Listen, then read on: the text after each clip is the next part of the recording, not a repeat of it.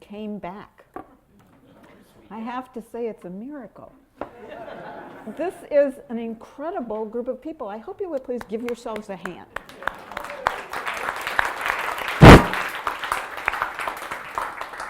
Because this has been a long, intense, very concentrated few days, and you're hanging in so incredibly with that, and I'm very touched by that and inspired by it. You know, my topic for tonight is the pitfalls of incremental change, which we've really been talking about pretty much all the way through. So I was trying to figure out how to be the most helpful at this stage. And one thing I will try to do is to pull together some of the threads that we've lifted up in this few days. But I thought maybe I should start with a little roadmap of my talk, because it might not be obvious to you as we're going through. Where the heck is she going? So I'm going to start with a cautionary tale, or two or more, because I think there's a lot of cautionary tales we need to be aware of as we think about doing what Michelle Alexander calls revolutionary work. I was so excited to hear her use the R word. Doesn't happen that often. And a lot of times I think we've been calling it a new paradigm, calling it fundamental change, but it's not a continuation of the old regime. And so therefore it is revolutionary, and it does require us to think anew. So I'm going to start with cautionary tales, things to look out for, remembering all the time the complexity of these issues and the layers, the multi-layered nature of what we're trying to do.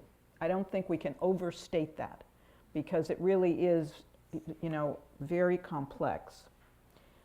Then talk about some questions to consider when taking action, including 5 additional ones to the ones you'll find in your packet. John was gracious enough to print out for me two pieces that are in your packet from the American Friends Service Committee about action steps. And the one-page insert there is questions to ask yourself, and I'm going to add to those questions tonight based on some of the things that we've lifted up. But also I want to just refer you to the longer document, which is taken from the last chapter of my book, Beyond Prisons, which I co-authored with the late Harmon Ray, and has a number. It's intended for you to find yourself in that chapter. In other words, there's lots of ways for us to get involved, and you need to figure out the right ones for you. So there's a kind of a redo of that chapter to kind of help people get started. Then I'm going to say a few words about legislative and administrative work, because a lot of us have talked about it, and there are a lot of pitfalls embedded in that work, and yet I don't think we can not do it. So I wanted to sort of use that as a little bit of a case study. And then I'm going to end with a pep talk for success. So I promise that we're going to end on a great note, because how can we not, with such a great body of people so energized and committed? So starting with the cautionary. What was that? It was me? I moved myself in the wrong direction? Okay, got it. Starting with the cautionary tales. What happened in 1790?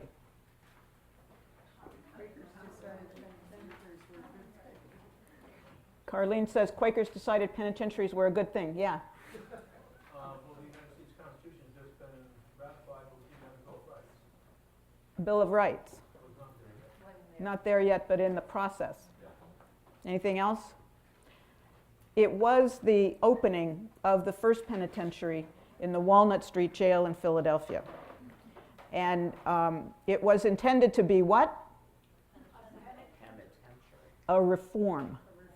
A reform on the old bad dungeon-style prisons, where people were just kind of thrown in without even food, provision for food or health or staff or any kind of regimen. It was intended to be a reform that was aimed at rehabilitation. It had rehabilitation at its core. It was not a Quaker invention, I'd like to say. However, about half of the organization that did promote it, which is still in existence today as the Pennsylvania Prison Society, were Quakers. It was not a Quaker organization. It was actually probably the first ecumenical organization in the country. Ecumenical in those days being different kinds of Protestants. No Jews, no Catholics allowed. Different kinds of Protestants. And it was headed by an Anglican bishop for the first 49 years. And there was never a minute that we know of from a yearly meeting saying, let's do this wonderful thing called the penitentiary. It was individual Quakers trying to do good in this organization. So yes, we were involved, and and we have a lot to atone for as a result. Because what happened was, in our fervor to find solutions and to change things, and remember, it was a revolutionary fervor. People were just like, everything was new, and they could invent things, and do things for the first time. And there was a lot of revolutionary excitement afield in the land. And so they really were trying to do good. So they introduced paid staff, trained staff, actual diet, actual food that people would get on a regular basis instead of having to barter for food or, bribe the turnkey or that kind of thing. And there was visitation from the outside by the members of the prison society, an outside group, on a regular basis. But there wasn't visitation with just anybody, including your family. They kept people separate from their so-called old life. So there were some good intentions here, but they went sour very quickly, particularly because of overcrowding. Once there was this good solution available, then they used it more and more. And so the place filled right up, and the more full it became, the more difficult it became for anything positive to go on there. So what did they do? Did they reconsider? Reconsider? No? Build more. We became very invested in this idea, and we have not let it go. I mean, we might have, but the world has not. So we institutionalized something, and when it didn't work, we just did it bigger and bigger. And pretty soon you had Eastern State, which is still standing, and another one at Chestnut Hill, I want to say, and and other states immediately followed with some different iterations. And it was a solitary confinement model. People were individually celled for the idea of penance, of being penitent about your acts. Never mind that the monasteries that had tried that in the 1400s had long since thrown it off and said, we can't force penitence on people. They have to come to it of their own will and volition. The monks knew that. The people who invented the penitentiary forgot to look at that particular piece of the history. So this was a monster that we helped create. And we need to be very mindful of that and constantly aware of it. There's many other examples of reforms that we have participated in and that others have participated in that have not come out the way we hoped. People are laughing, and well, they might. One example that I can throw out is that the AFSC got very interested in eliminating the indeterminate sentence. And we wrote, this was in the 1970s, we wrote a book called Struggle for Justice, which was widely read, and it was a critique of the indeterminate sentence system. And what happened was that as that gained momentum politically, the right came along and figured out how to seize the moment of the dismantling of indeterminate sentences, and in came mandatory sentences. So those two crossed paths very early and created a new monster, which is that we didn't like indeterminate sentences because they were so discriminatory, and people never knew when they were going to go home. People would be sentenced to, 1 year to life or 1 year to 20 or something like that, and a parole board would decide when you were going to be released, and it was, surprise, surprise, administered very, very discriminatorily. So it was not a good system, and now, we created something else, which is fixed sentences for most people and a lot of mandatory sentences that came in at the same time.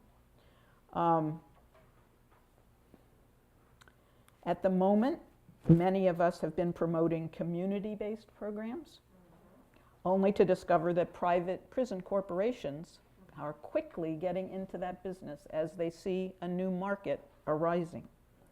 And so how community is defined is varying greatly as you look around the country, and as I know as I look around counties in my state. Instead of community-based organizations that we think are community-based, that really have the people directly affected running the programs and have nonprofits running the programs, instead we have corporations running them or the county sheriff's office running them, in newly built facilities or facilities that look an awful lot like the places, the jails and prisons that people were supposed to have come out of. So these are cautionary tales. And I want to go back to say that we can't overstate the complexity of these issues. There are no simple solutions. And you just have to keep on saying that. Because one of the reasons that we've become so entrenched in this system is the simplistic views like get tough on crime, like longer sentences are going to do something, like deterrence exists and works. Those simple solutions have gotten us where we are today, and we have to be steadfast in insisting, particularly to your legislative representatives, there are no simple solutions, and I don't accept you're trying to sell me one as you're trying to get reelected. There aren't. And we've been using a one-size-fits-all system for all these years, and it's a simple solution that doesn't work. Now, I shouldn't say that it doesn't work, because although we don't think it works with a 60 or 70% recidivism rate and the lives that we've seen ruined by it, others would say it does work. Puts away the people we want to get rid of, hides the problems, and sweeps it under the rug. Right, and the walls, as somebody said yesterday or the day before, not only keep people in, but they keep other people out. And so that is very much intended. So from that standpoint, it's working fine, and a lot of people are making a lot of money out of it. And so it's going to be a difficult thing to dismantle. So our job is to keep our eyes on the big picture. It's our job to be prophetic, and we can't be afraid of taking the high road. We'll be told, as you may have already been told in your life, I certainly have, you're such idealists. Yeah. That can never happen. You people that talk about, dismantling the prison system, that can never happen. We need to be taking the high road. We need to be speaking prophetically. And that's got to be, the end of our path, the thing we have our eyes on, the vision that we're after, especially if we're going to begin to try to figure out how to identify incremental change that isn't going to get us more entrenched in the system. So I have this little sheet that we produced that says questions to consider when taking action on justice issues. And I'm not going to read you this whole list because you have it in your packet, but I want to lift up a few and then add a few. The first one is do no harm. Sounds simple. But for example, don't support longer sentences so people can receive rehabilitation. Have you heard about this? I mean, that sometimes is proposed. Don't support restitution proposals that are added on to the incarceration system, because that's what's happened. In the name of restorative justice, state after state, as we've been hearing all week, have these huge restitution requirements, and people are coming out of prison with incredible amounts of debt. Restitution might be a good idea if it were part of a new paradigm of wholeness and healing. But if it's added on to the punishment system, it's not just another punishment, and it increases the harshness of what we are seeing. Ask yourself if the proposal ends up increasing the budgets of corrections departments and law enforcement. This is particularly important as you're looking at some of the proposals that are coming forward about police departments. Because how many times have you heard in the last 2 months, more training for police officers, more professionalization of police departments? These are all the same proposals that came down after the civil rights movement, you know, to create the law enforcement administration and to pour lots and lots of money into police departments and law enforcement. And what we have is a carceral system that is just deeper and deeper in control. Another question I want to lift up is how transparent are the mechanisms that you're creating as you're proposing things? Because this is a closed system. It's intended to be a closed system. We aren't intended to see it very much, and it's very hard to penetrate. So it's hard for us to get the information we need when we're even trying to make proposals, because they're not in the information business. They're not in the transparency business. And so we have to be in the transparency business. We have to be the ones that demand to know. We're living in a so-called democracy, and that requires participation and information. Otherwise, it ain't no democracy. So I'm not going to read the rest of those 10, but I'm going to add some based on what we've been hearing this week, just so we can kind of keep these in mind as we go forward figuring out what we're going to do. So some of these are just taken right out of our sessions. When we have achieved the change we seek, where has the power shifted to? That's a question to ask yourself. Because we want to take, for instance, power away from prosecutors pretty regularly. Sometimes that means the judges end up with it. Sometimes it means mandatory sentences. Watch where the power shifts when you make those kinds of recommendations.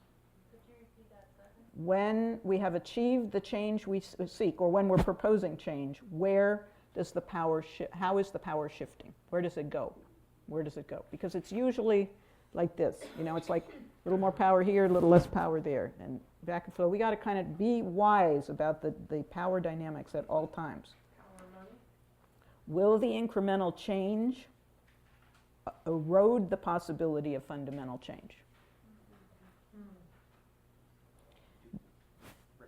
Repeat that? Repeat that, I think, just because some of us are listening rather than writing.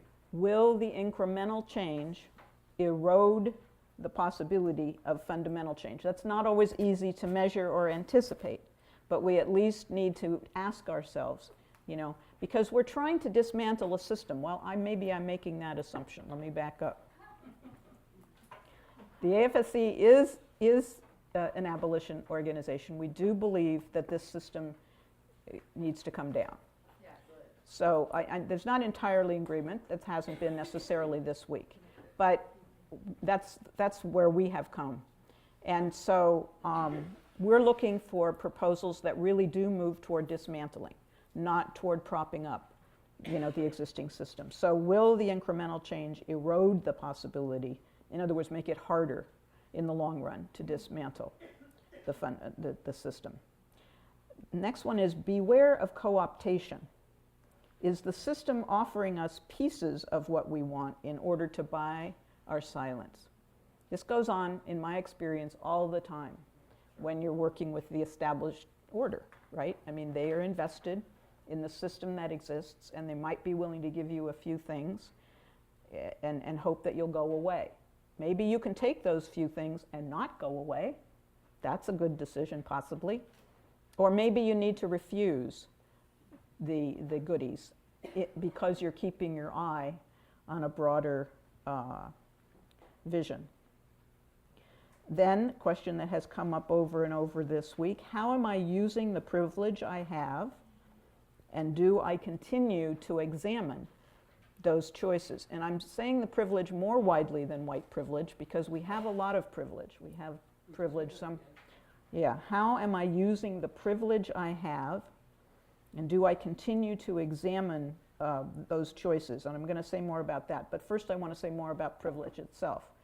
Besides skin privilege, some of us have economic privilege, education privilege, gender privilege, lots of kinds of privilege. And we have to do a little inventory and evaluate that and be aware of that at all times. And and this is the kind of thing that you just got to come to every day. It's not something you can make a decision once and for all, I'm using my privilege like this, right? It's going to change all the time. The dynamics are going to change. And as we're trying to unlearn the racism that's so much in our blood and in the air that we breathe, we have to be the rest of our lives, we have to be engaged in this examination process. And think of it as a joyful, wondrous thing, friends. I mean, it is, because we're learning and growing, and new opportunities are arising for us. So I just, I want to get you excited about that kind of work. Are the people most directly affected by the carceral state leading the efforts and organizations to which we belong? And again, this has come up a lot, and I think it's really important. And we need to find ways to make sure that the voices of those directly affected are the ones at the front and are the ones from whom we are taking direction and who are in leadership positions.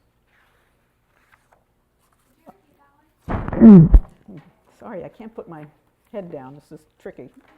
Let me put my script up. Are the people most directly affected by the carceral state leading the efforts and organizations to which I belong? So I want to take a little detour here and talk about legislative change. And I'm going to start with this quote, and I can't remember where I got it, but it struck me. Politics is a game of manipulation among people within the system. It's very important to be aware of this. Politics is a game of manipulation among people within the system. Now, I'm one of these people who has not been bad-mouthing politics all my life. People say, oh, that's political, I can't discuss it, and I always argue with that because I think we are political people and we need to be aware of our place in the body politic. So I don't want to make it sound entirely like a them-us kind of thing. But when you're working in legislative arenas and administrative arenas, you need to be aware of the manipulation factors and the fact that the system is in the business of self-perpetuating. So for you to be able to make very revolutionary change in legislative settings is really tough, really tough. And so I want to tell a story about my own history in this, because I was the lobbyist for the Friends Committee on Legislation of California. It's a state Quaker lobby group in the 70s. And I was in my 20s in the 70s. And so I was, young and reckless on the one hand, but also walking around these halls where it was a mostly men's world. There were lots of rules and protocols, and you had to go by those rules and protocols. You were pretty locked into the way that it was set up. And I left that after about 8 years, primarily because it seemed to me, as I was getting deeper in my understanding of nonviolence practice, that I was engaged in trying to convince other people what they should do. I was not taking the risk on myself. I was asking legislators to risk themselves and their professions because of my leadings about what they should do. And I thought that wasn't really good nonviolence practice. I needed to be willing to take the risk on myself, and I left that and started off into my career as a civil disobedient and things like that. So now I find myself back again doing a lot of legislative work through AFSC particularly because of the solitary confinement work, but also some of our mass incarceration work, because we're working with budgets and we're trying to get the state to shift its budget priorities away from prisons and toward education and childcare and health and all the kinds of things that we could be spending our money on better. And all of a sudden, I'm just like, oh no, here I am. Not much has changed. You know, you got to get dressed up, and you got to talk their language, and you've got 2 minutes here and 1 minute there, and there's compromise happening to the legislation that you start out introducing. And yet, I feel two other things about this. One is that this is a place where I might need to apply my white privilege, because it's not very comfortable for a lot of the people I'm working with, and it may be me that has to go do that stuff. I know that's true with some of the administrative bodies, because there might be a whole room full of sheriffs, there are in certain cases, making decisions about how to spend money on community programs. You know, it's very uncomfortable for a lot of my formerly incarcerated friends to sit there with these guys. So it might be that I have to do that piece. But also, where corrections is concerned, the legislature is an important oversight body. If they don't pay attention to what's going on inside these places, there ain't nobody paying attention. Sometimes the courts. But you know, there needs to be accountability, and one place that we can get accountability is legislatively. So that's another reason why I found myself back there, but I just wanted to kind of lift it up as we're thinking about what incremental change is about and the trade-offs that we have to make, but also to be always recognizing the limitations. We're not going to get the big wins this way, but we might get some wins, like I think I said somewhere yesterday that we have a bill in to require data collection. For people in solitary, and this is information that we haven't been able to get. So how do you decide your next step? First thing I want to say is you can't do everything. So forgive yourself that, please, you know, because otherwise you're going to try to do everything and you're going to fail. And you're going to feel lousy and you're probably going to walk away and never be an activist again. Pick out what your heart is calling you to. We all have those things that you're really passionate about, and be guided by that. Quakers have some great discernment mechanisms. You know, if you need people to sit with you and try to figure that out, that's a really good step to take. And then build in support systems for the work that you're doing so that people are accompanying you, you're not doing it alone, and also so that there's accountability, so that you have a place to go back and review what you've done, what worked, what didn't work, you know, whether you were really following the leadings that you were supposed to follow. I've been working a bit lately with Joanna Macy. I don't know if people know. Do people know Joanna Macy? Oh, good, because I think of her as sort of West Coast, but no. All right. So she's a philosopher and a deep ecologist and a Buddhist practitioner. And she does this work she calls the work of reconnecting. And in that work, she recommends that we keep ever before us two very important things. One is grief. We are working in a system that is so evil and so violent, you know, and that is destroying lives and has for a long time. And it's hard to take that in, you know, and there's a lot of distancing we do to protect ourselves, but as we do that distancing, we're actually hurting ourselves. Joanna would say, own the grief, experience the grief, don't bury it, because embedded in that grief is our deep knowledge of the crisis that we're in, whether it's what we're doing to the earth or what we're doing to each other, or what we're doing to the other country that we're bombing to smithereens. Own the fact that this is awful stuff and that we are aware of that. It's not to blame yourself, it's to be aware of the damage that's being done. That's one thing. And the other thing is to constantly lift up the joy. The joy of life, the joy of what you see around you, the joy of meeting with that prisoner that you visited today, or getting that letter that you received today, or figuring out new ways of working together. There's so much joy available to us in this work. And we need to be constantly reminding ourselves about that so that we can keep going and so that we can encourage each other to keep going. Because look, you know, what we have to look forward to is saving lives, is making come into being the new creation, you know? We need to embrace that and celebrate that, and that we are engaged in trying to make the world a better place. There's no better work to be doing, no better work. It's hard, it's a struggle, it's got a lot of grief attached to it and a lot of violence attached to it, but who is going to do it if we don't? You know? We can. And just the fact that we've been struggling so hard, working so hard, trying to get our brains around it this week is proof of that. I.F. Stone said, if you expect to see results in your lifetime, you're not asking a big enough question. So rejoice. You know, if you expect to see results in your lifetime, you're not asking a big enough question. Thank you for being on this journey with me and for doing this work.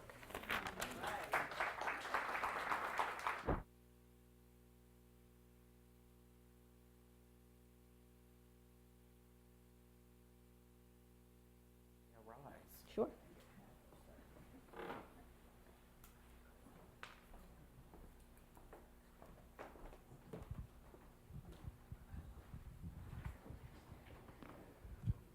I'm trying to remember exactly how you phrased this, but I love the point where you were saying we had to recognize what our privilege was. Mm-hmm.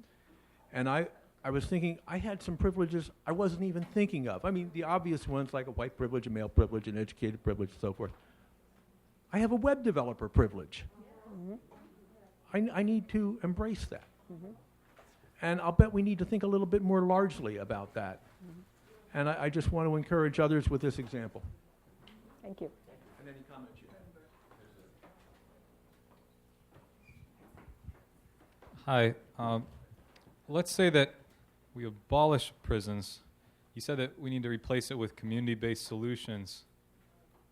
I haven't really heard us talk about what those would be, or what, you know, we haven't talked a lot about restorative justice, but it seems like we would almost want to make the solutions beforehand so that when, you know, there's not chaos, that they can just transition right into the, like, we can already set up the community-based solution.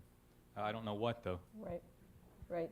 Well, you're right. I don't think I said it at all, and that's because that's another pretty big talk. But for me, it would be moving in the direction of transformative justice, I'm going to call it, which is really based on wholeness and healing rather than violence and revenge and punishment. That the idea being that we all need healing. We all want to be one functioning organism. And in order to do that, we need to be totally inclusive. But also we need to be concentrating on health and wholeness and not concentrating on punishment. One of the things that restorative justice introduces into the constellation is that it's not just, crime is not just an individual perpetrator and an individual victim. It's a brokenness in the community, and the community itself should be held responsible for that brokenness, not just these individuals. And too often we're focused entirely on the failures of the individual who did the robbery or did the violent act even. But usually there's a lot of backstory to that led up to that, and the society is involved. So if you look at New Zealand or Australia, they understand this, and they are embracing it in a realistic way, systemically, you know, throughout the system. You can't, in New Zealand, be put into the juvenile system until they've gone through certain steps of circles and reconciliation with all the people involved in that child's life, the teachers, the social work, the family, the community, to decide, you know, what went into whatever the problems that are manifesting are. So it's a new paradigm. That's what I want to emphasize, is that you can't have restorative justice as an add-on to the retributive system. It has to be a replacement. John's going to ask a question. Can I ask a question? It's one of those, and I think that this presses that point more deeply. I think even in something like the transition town movement, where small communities in the UK have been the most successful at doing that work in a sustained way. I'm wondering, when we talk about community, that we really, in so many instances, don't have a community to restore. And so some of the work seems to me to be in building the community where we acknowledge those that we have so severely othered for so long and said they're not part of our community. We have deliberately pushed them out, put them into a closed system. And the invisibility is something that I think we're complicit in. I don't think there's a whole lot of people in the country who want to know how many people we are torturing. There are many people who don't want to know how many people are in solitary confinement. They don't want to know how much collateral damage our drone strikes are doing, because they don't want to feel complicit in a system. And yet, and then we also take the broken communities that we have deliberately pulled people out of and separated from their families and broken those communities.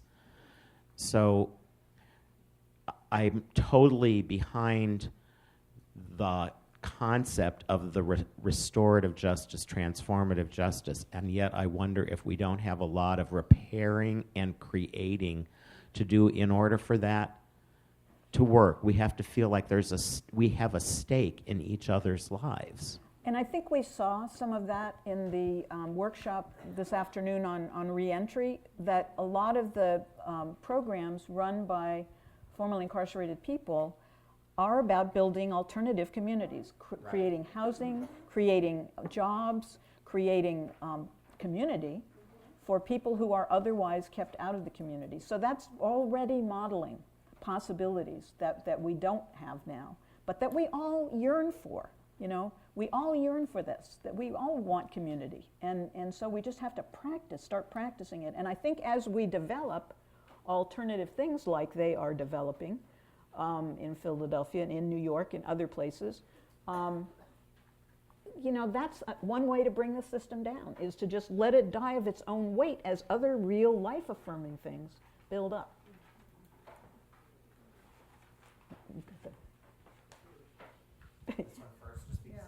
Yeah. Thank you.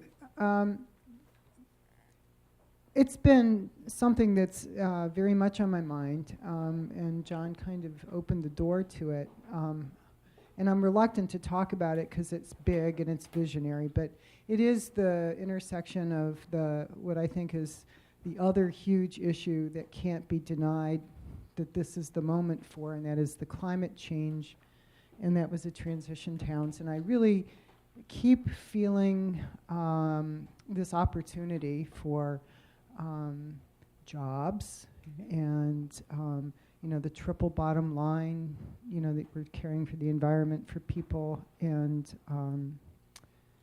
you know, I guess sustainability in an income kind of way that is based on justice for everything, every living thing. And I guess I just have to keep holding that up. You know, today in some of the groups we talked about farming, like, you know, who's farming, who's growing their own food, and you know, can we maybe have a job creation program for, you know, people re-entering? That would be one of the ideas was plant flowers and sell them to florists, you know. And so I'm thinking, like, is it too soon to bring these two things together? And because I'm really feeling that that's really important. Well, and I want to build on that by saying that we have so much to learn from the earth, especially about how to do things in a holistic, life-affirming way. You know, we've been sold this bill of goods that revenge is a natural human response to violence. But if you look at what a forest does when it's decimated by wildfire, you know, it comes back. It finds ways to restore itself. The same thing with a stream that's had pollution dumped into it. You know, it washes clean. And you know, the natural state of things is restoration and wholeness. And that's what we have to claim, you know, and really, really begin to learn from the earth what some of these options might look like. Someone's got the mic. I know, I'm just writing. Okay. This is sort of a question maybe to be addressed at the end after other people have asked their questions, but I would be interested to know some of the civil disobediences that you have participated in and what your successes have been, and maybe some fun stories or interactions. Because as Quakers, like a lot of us probably wanted to do something like that, and I feel like that's a nice little lighthearted question to ask in this intense weekend. So maybe after other people have had their chances to ask you other questions, if there's time. Okay, we'll come back to it. I think I saw Lucy and somebody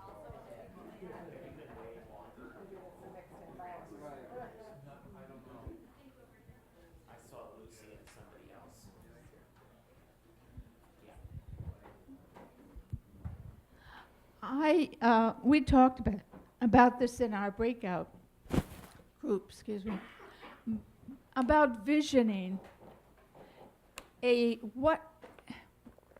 don't know what a community of peace looks like. Mm-hmm. We don't know. We don't have it. The closest thing I've ever seen is Aurobindo in India. And there was such peace and harmony in that I wondered what the magic was there.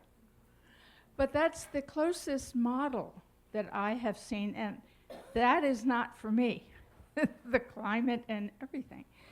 But don't we need to do some serious visioning? Because I'm afraid that if we do the dismantling, we have to know what for. And I think that's been missing here. So what if your next step, and maybe Tony's next step, and a lot of next steps are to convene a visioning group. Start visioning, start thinking about it, start figuring out what that would look like for you and your community. It's not going to be one thing. It's going to be lots of different things, and that's exciting. That's the exciting part.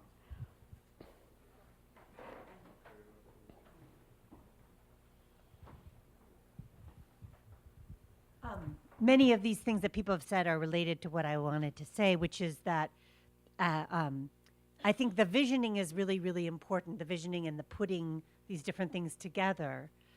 But then there's also just the practicing it and making the mistakes of it and finding small groups that commit to each other to do that, in which you invite many other people. I think that, this is related to the organizing model that we've been promoting, that Greg and I are promoting. But I think that it's not enough to envision it. We have to know what it feels like, and the more we know what it feels like, the more we'll be able to get there. And I think that for me, the thing that keeps me coming back into the room for social justice is that I find communities that are figuring out how to be that way. And that's the sweetness and the taste that keeps me like, wow, if we could have this kind of thing in more spaces, what a world we would live in.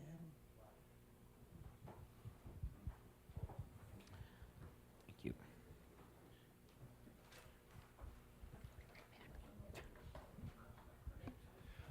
I just wanted to respond. I worked as a social worker. One of my last jobs was as a multi-systemic therapist. It came out of North Carolina, and it's pretty intensive. Like, you have 5 or 6 cases. You work with young like teenagers and younger than teenagers, and you actually go to all of their environments that you suspect the problem is and look at, why does this make sense? Why is the behavior happening? It's very much looking at the community and everything that's around the child to see, why does it make sense and what can you change so it doesn't make sense for the child to do drugs or whatever it is, the problem that's threatening the child being taken out of the home. And that's a very different model than I've been hearing us talk about. But it is intensive, not very many cases, and you're on call a lot. But it's and there's a lot of training. Like I had a full week of training just for the model before I was able to even practice. Thank you.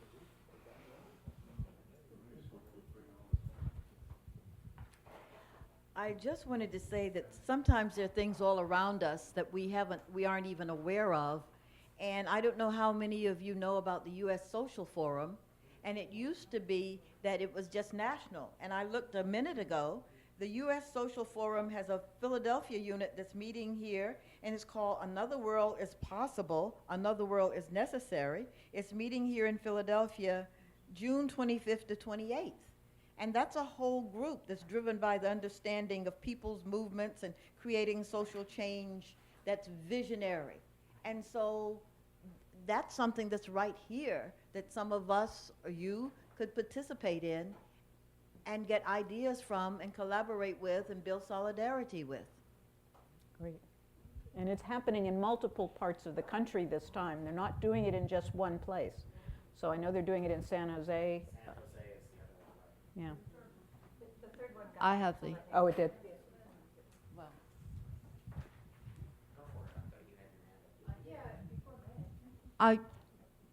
We were talking about what an ideal community would look like, or can you all hear me?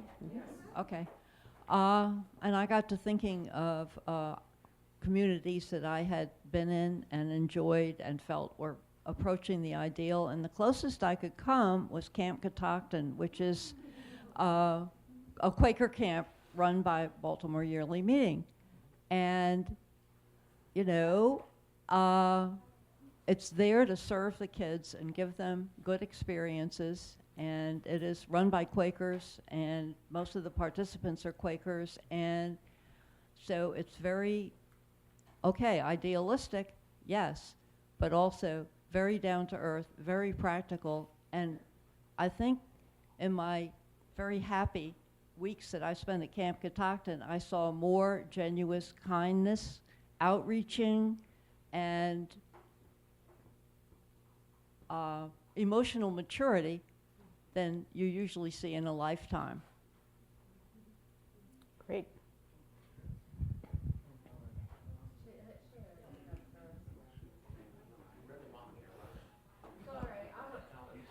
I was trying to.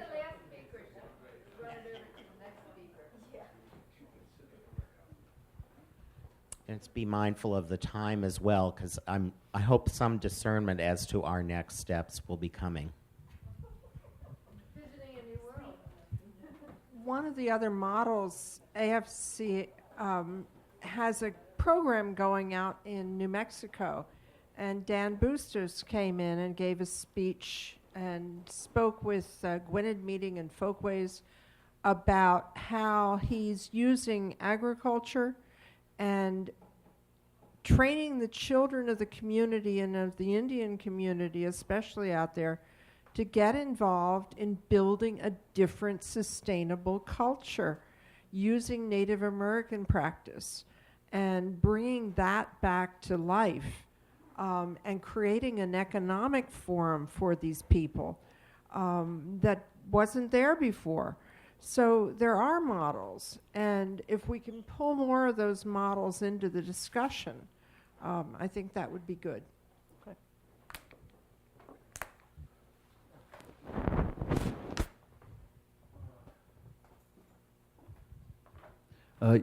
Yeah, there's a question I'm not completely sure of.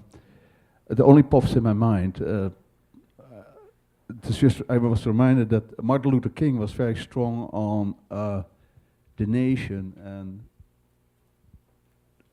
talked about citizens, black citizens, and blacks as citizens.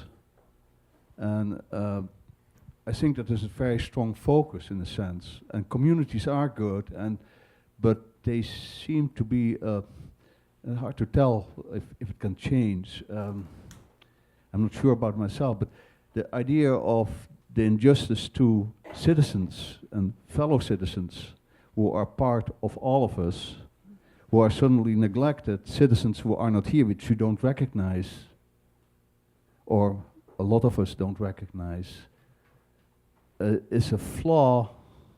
I won't say it is a flaw and a horror, but using, as Martin Luther King did, I think, correct, I might be wrong, he uses the concept of citizenship and the promise of that citizenship as opposed to community.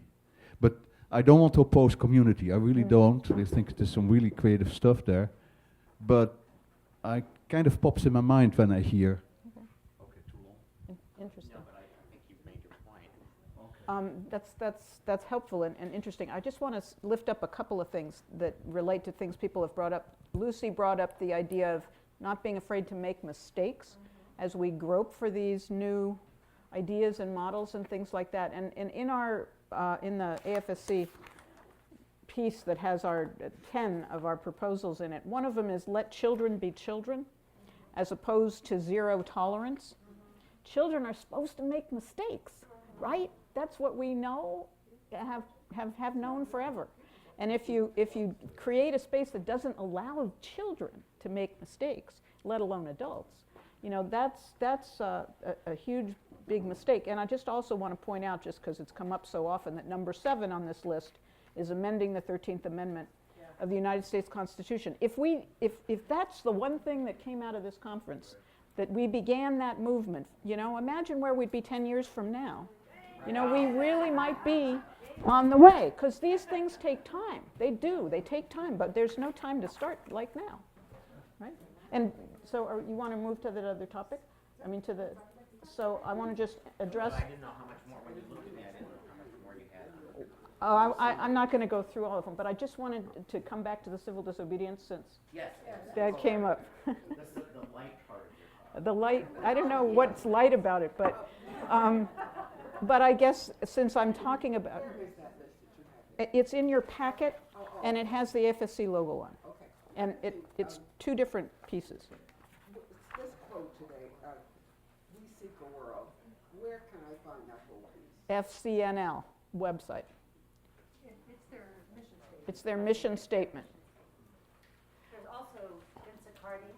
I am a country of a citizen. I'm a citizen of a country that does not yet exist. Okay, so those are good ones. Civil disobedience is a complex thing. And I personally do not engage in civil disobedience on criminal justice issues because it sends the wrong message. It acts like we can take lightly the risks involved in being arrested, which many of our brethren and sisters cannot. It separates us from people who are, vulnerable in that system, meaning all people of color. And so it's difficult to think, for me anyway, that civil disobedience is a good kind of protest when it comes to justice issues. And in terms of peace issues, housing issues, lots of other things, I have taken some of those risks, but it's important in my understanding of nonviolence practice to bear in mind that it is a risk that you're taking. You don't know what may lie at the other end, and part of the witness is to be willing to take those risks on and sacrifice, not to become a broker of force in that system, like solidarity moves. Solidarity is popular among some practitioners of civil disobedience, where we get so many people that you have to do it our way. I don't think that's what nonviolence practice teaches me. It says, okay, I'm going to risk arrest, and if I get arrested, I'm going to go the whole process. It's part of taking that risk, rather than force. I could be wrong. It's not, but it's just, this is the way I understand it. And I've had some incredible experiences of community doing civil disobedience. You always should do it in community. You should always have other people with you and supporters on the outside, because lots of things can go wrong once you get into the inside, and to discover that you have people on the outside paying attention, going down to the jail and say she was supposed to be out, why isn't she here, what's happened? Because that really happened. I mean, after the day of release, they didn't let us out. And there were our supporters on the outside hammering and saying, something's wrong, fix it, and you need that. You need to do it in the context of community if you're going to be safe at all. And think about all the people that go into the criminal justice system and don't have any of those advocates following them through that process. That's probably enough, huh? I saw Greg's hand waving vigorously. I see John Dye's as well. I just wanted to respond to my friend Paul about Martin Luther King. His Community or Chaos was one of his later publications. I think it might have been his last publication. And so the question that he raised is formulated not just in terms of citizenship, which when he's heading a national movement to secure voting rights, which is a fundamental element of citizenship, I don't think it denigrates or stands in opposition to the need for people to be in community. Just, that's my sense. So Greg and then John Dye, and I think then we will decide whither we shall go. I just want to say thank you, Laura, for your words. It's been so inspiring. And I just wanted to lift up something that we haven't talked a lot about, which is the use of language. And I guess I'm speaking as an ally, and I truly believe we all have communities that we need to be allies to, that we're not a part of, no matter who we are. And language can sometimes get us so stuck that we don't get to move beyond it. And language also creates reality. And I think for me, I learned a lot about the importance of the shift in language from, ex-offender to returning citizen, or the previously incarcerated. I think the conversation that's going on around the use of the word, I hate to even say it, thug right now is really important. Right. And I think that we as allies really need to clue in to the shifts that are happening in language, because they really do matter. And I think it's often kind of a first sign of if we're doing our homework and paying attention. And obviously we're going to make mistakes. We're human. But it was just something we haven't really been talking about, and I just wanted to lift it up.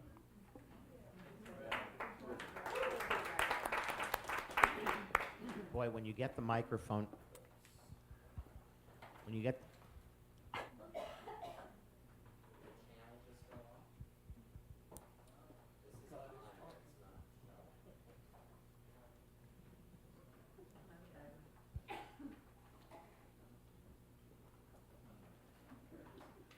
is it on?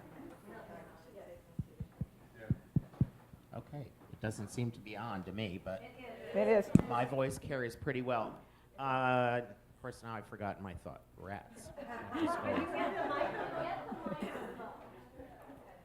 I'd just like to say that I really appreciate what you had to say about civil disobedience, because so many times as returning citizens, we are involved with organizations that are often filled with idealistic young white people who want to do civil disobedience and they want to get arrested, and maybe it's for the experience, I don't know. My partner Anthony calls it field trips for white people. And there's a line you have to look at as what is reasonable. For example, Mike and Ebony and I and our associate Emmanuel were in Baltimore last night. And we had a wonderful day, all day long. It was a tremendous spirit. It was a celebration of a victory the likes of we haven't really had in this movement. Right. And it came to a point where it was like 9:30, and the National Guard is lining up around the park, snipers on the roof, and the speakers are saying, let's defy the curfew. Yeah. I mean, that, to us, that didn't make sense. Why defy the curfew and cause more chaos when we have a day that is wonderful? So as they were saying that, we walked through the crowd, saying our goodbyes, and we were headed toward the car. And how many folks were locked up last night, Mike? Close to 100. You know, and the reality now of them having to be bailed out and do all that, I mean, sometimes you do civil disobedience and you stand and you get arrested for a cause that is serious and right. You know, in the event of that last night, to us, it just didn't make sense. Right. You know, and many times for returning citizens, we have been in jail for long periods of time, seriously. You know, and so to go to jail on a lark is like not a part of our mindset. Right.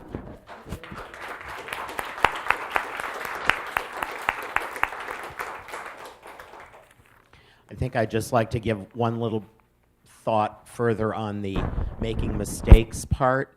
The we make the road by walking is very important, and I think so many of us want to have the perfect vision painted with all of the details in mind.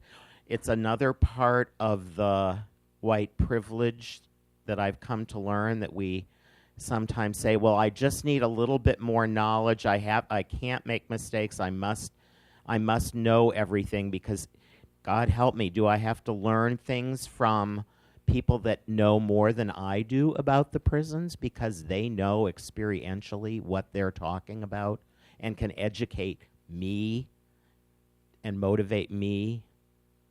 How come I don't know everything before I act?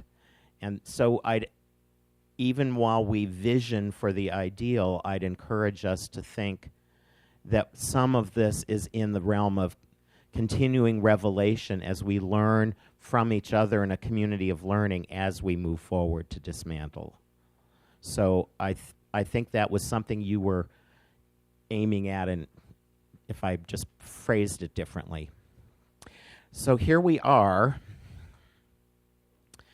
and it is 8:30. 8:30. Gail has a burning issue. Oh, it's got to be burning if you're going like this. I gotta say this real quick while it's in my spirit and I forget because I'm sleepy. But I just want you all to keep in mind when you're thinking about, as we build our new communities, that African American people are resilient. We come from a people that made it out of slavery. We will be able to rebuild our communities. Trust in me. We come from a strong line of people. Absolutely.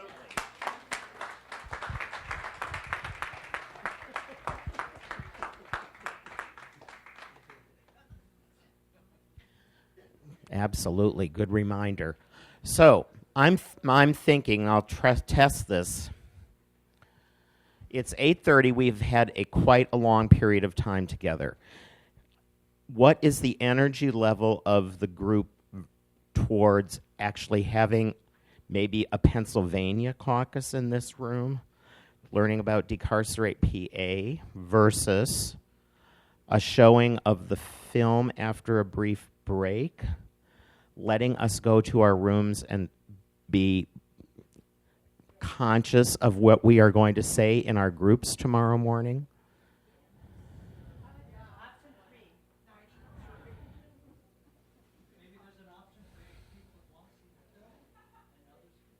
Well, I'm not suggesting we do all of those things. I'm just saying,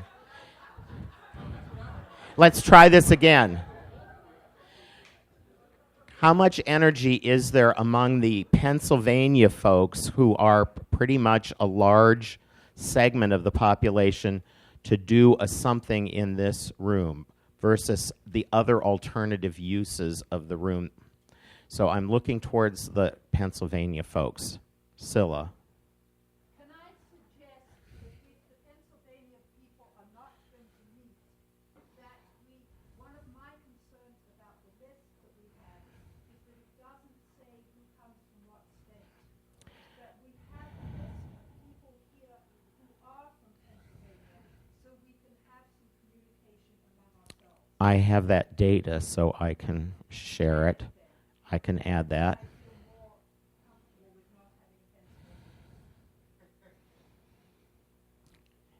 I would like to know if there is energy around a Pennsylvania at least group. I'm not. Emma? How about a Maryland group? Because that would, I think, be the second largest group.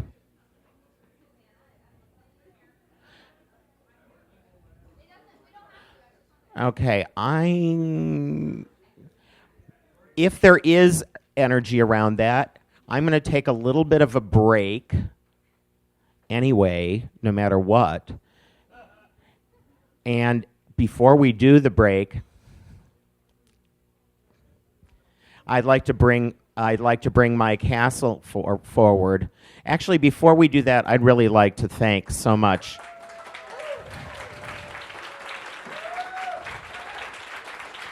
one of my heroes. I can't.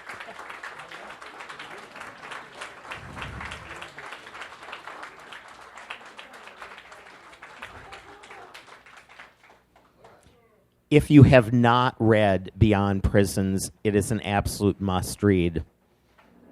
Absolute must-read. It is. Laura and Carmen Ray. So this is another one of my heroes. This is a young leader that is just on fire, and I'm so glad that we were able to bring you. I'm so glad he brought me, right? So I did allude to this earlier, but I'd like Mike to explain what his project is, how it's going forward, and what his needs are for our assistance. And then can you just pass that around? Can you just sort of start going that around? Thank you. Wow. John is a big help for everybody, isn't he? He totally is. I just want to say I'm thankful to be here. I was talking to a couple of people earlier and just reflecting on my time here. And I want to say this is one of the most humbling experiences I've had since I've been traveling, doing this in this movement, that the great Creator has gave me the knowledge and the power to do. I'm putting together, me and a couple of mothers from Milwaukee and LA and I think it's Kentucky, are putting a function together where we're bringing the mothers together in Washington on Mother's Day. I did go out and get a 15-passenger vehicle. So my issue came to no gas, no hotels.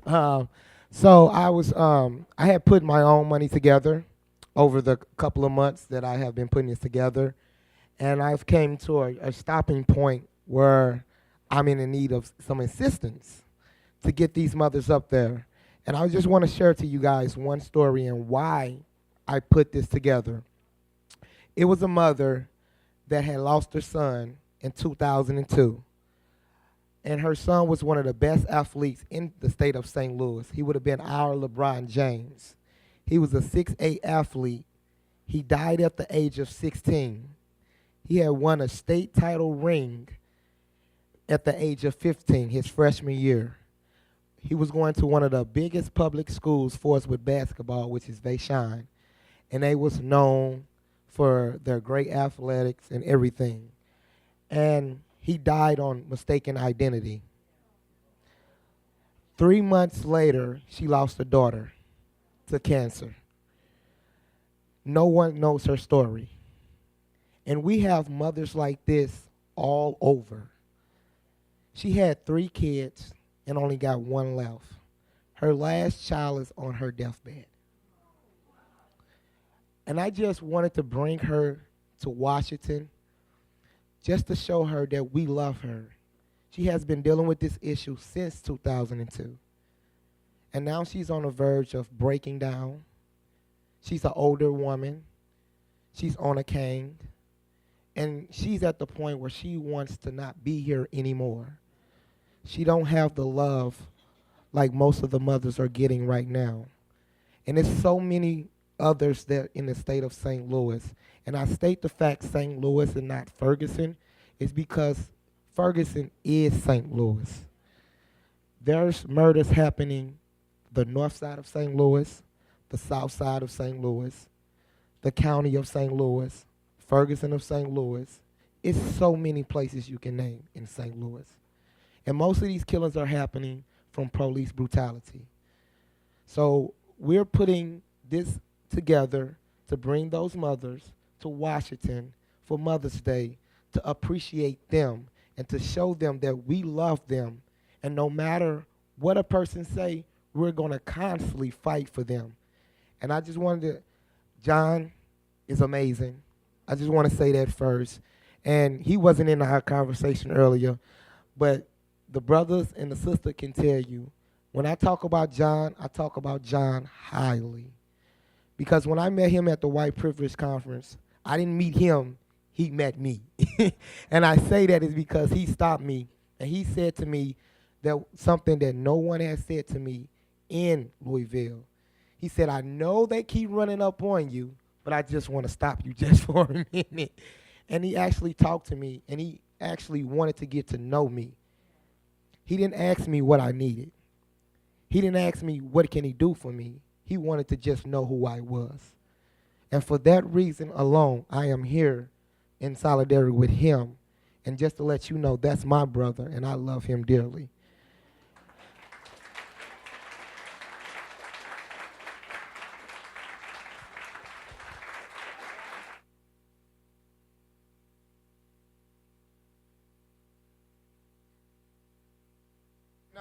On that note, I'm totally a Quaker fan. The love is in here is great. This is one of the most humbling experiences I've ever. It didn't took thousands of you people to be in here. It didn't take millions. It took just a couple of to make me feel at home. And I just wanted to say that. And I appreciate anything and everything you have done for me. And every time somebody come up to me, I've met some great people in this building. And I just wanted to say that, and I'm appreciate to just be here. Louis, oh my God, you had touched me too so much. And so many others, but it's just amazing. John, it's just so amazing to be here. So I just wanted to give that time and just say those things right there. And we won't stop the fight. The fight continue. This movement does continue.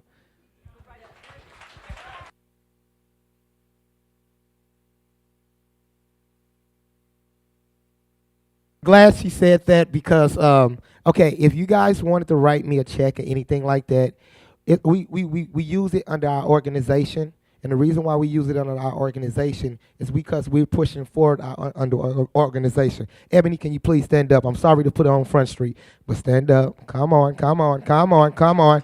That's my queen right there I fight for. That's my business partner. That's my buddy.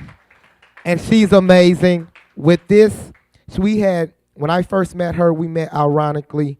She walked in thinking we was going to have a meeting, but actually we was putting a fundraiser for Antonio Morton, a young brother that had died in Berkeley when they said he pulled a gun out, but he actually pulled a phone out.